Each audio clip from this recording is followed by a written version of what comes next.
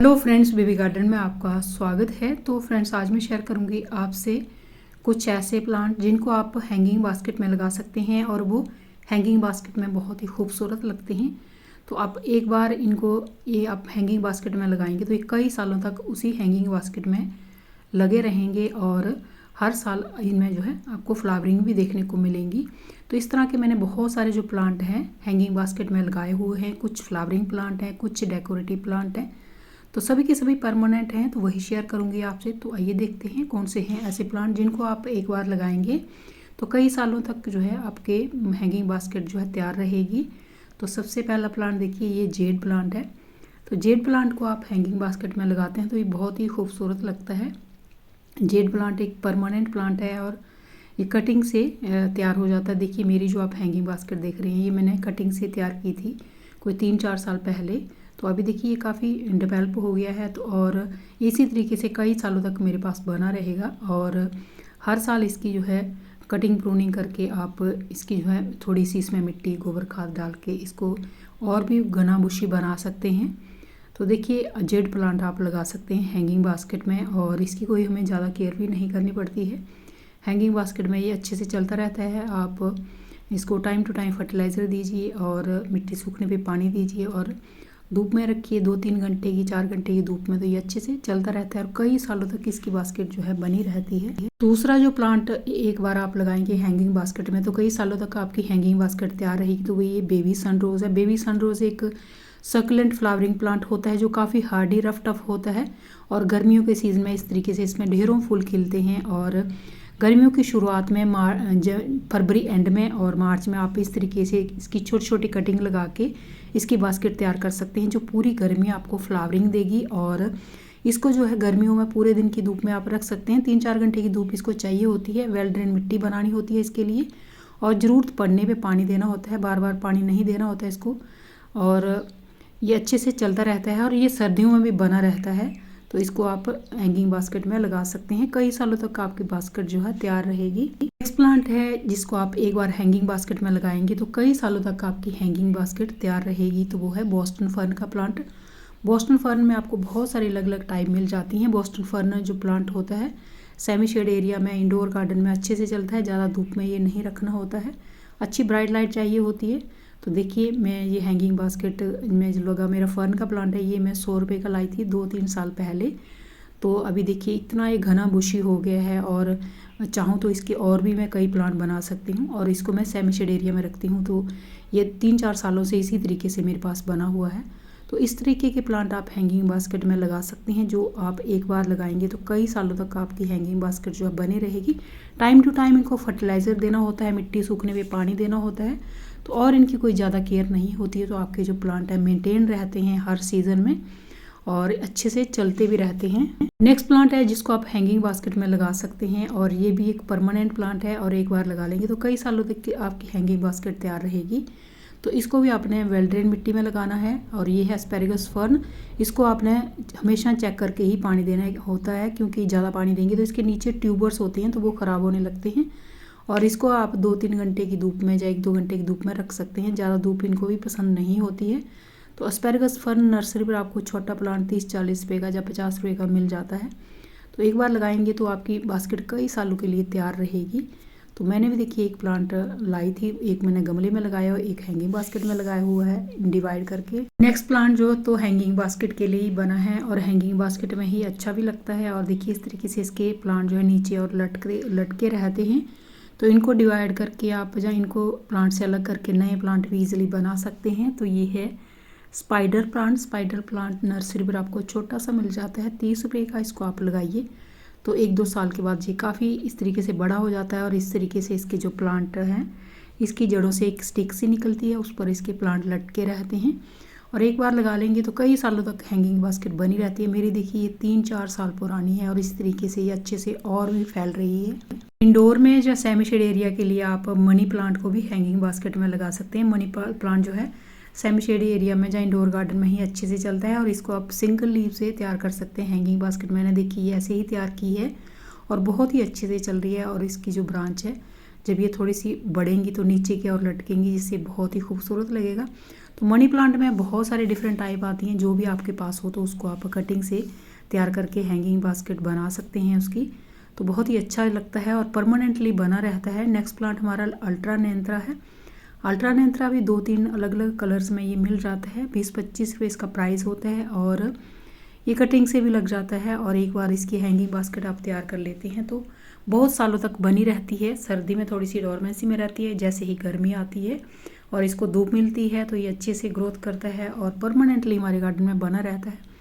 मिट्टी सूखने पे पानी देना होता है इनको, और जितनी इनकी धूप की रिक्वायरमेंट होती है 3-4 घंटे की, तो उसको रखेंगे तो ये बहुत ही अच्छे से ग्रो करते हैं और इनकी कोई ज़्यादा केयर नहीं होती है। उतनी ही खूबसूरती हमारे गार्डन में ये हैंगिंग बास्केट में लगे हुए ऐड करते हैं। नेक्स्ट प्लांट है जो हैंगिंग बास्केट में लगा हुआ ही अच्छा लगता है। तो देखिए इसके भी पत्ते नीचे की ओर लटकते हैं और हैंगिंग बास्केट जो है दिखती भी नहीं है। तो देखिए ये है रिबन ग्रास। रिबन ग्रास भी एक वेरीगेटेड सा प्लांट होता है जो स्पाइडर प्लांट से ही कुछ मिलता जुलता होता है, मगर इसकी जो प्लांट लेट हैं वो लटके नहीं रहते हैं, इसकी जड़ों से ही निकलते जो इसके साथ ही ग्रो होते रहते हैं। देखिए ये दिखा रही हूँ आपको, जड़ों से निकलते हैं और इसके साथ ही बड़े होते रहते हैं, जिनको डिवाइड करके आप अलग हैंगिंग बास्केट भी तैयार कर सकते हैं। नेक्स्ट प्लांट देखिए ये है कलरफुल लीव्स के साथ, इसमें फूल भी खिलते हैं। तो ये है पर्पल हार्ट का प्लांट। तो पर्पल हार्ट एक परमानेंट प्लांट होता है। कटिंग लगा के आप इसकी हैंगिंग बास्केट तैयार कर सकते हैं। एक बार तैयार कर लेंगे तो कई सालों तक बनी रहेगी। और जब इसकी ब्रांच थोड़ी सी लंबी हो जाए आप ऊपर से कट करिए, फिर से इसमें न्यू ग्रोथ होती है और बहुत ही अच्छा नया सा प्लांट निकल के आता है। तो इस तरीके से कई सालों तक आपके पास ये हैंगिंग बास्केट बनी रहती है। इसकी कोई ज़्यादा हमें केयर भी नहीं करनी पड़ती और इसमें फूल भी आते हैं। नेक्स्ट प्लांट है जो गर्मियों में बहुत ही अच्छे से ग्रोथ करता है और बना ये पूरा साल रहता है। इसको टर्टल वाइन बोलते हैं।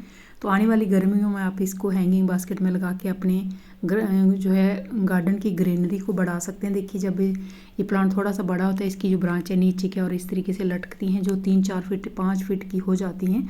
और ये सर्दी में भी बना रहता है। थोड़ा सा इसके पत्ते सूखने लगते हैं सर्दी की वजह से, मगर ये ख़राब नहीं होता है और 4-5 फीट तक ये हो जाता है और हैंगिंग बास्केट में लगा हुआ बहुत ही खूबसूरत भी लगता है। ये भी टर्टल वाइन की ही एक टाइप है जिसको बॉलविन ज्यू बोलते हैं और ये भी इसी तरीके से नीचे की ओर ट्रेल करता है, मगर ये ज़्यादा लंबा नहीं होता है। कम से कम भी 2-2.5 फीट हो जाता है, उससे ज़्यादा लंबा ये नहीं होता है, 1-1.5 फीट से 2 फीट।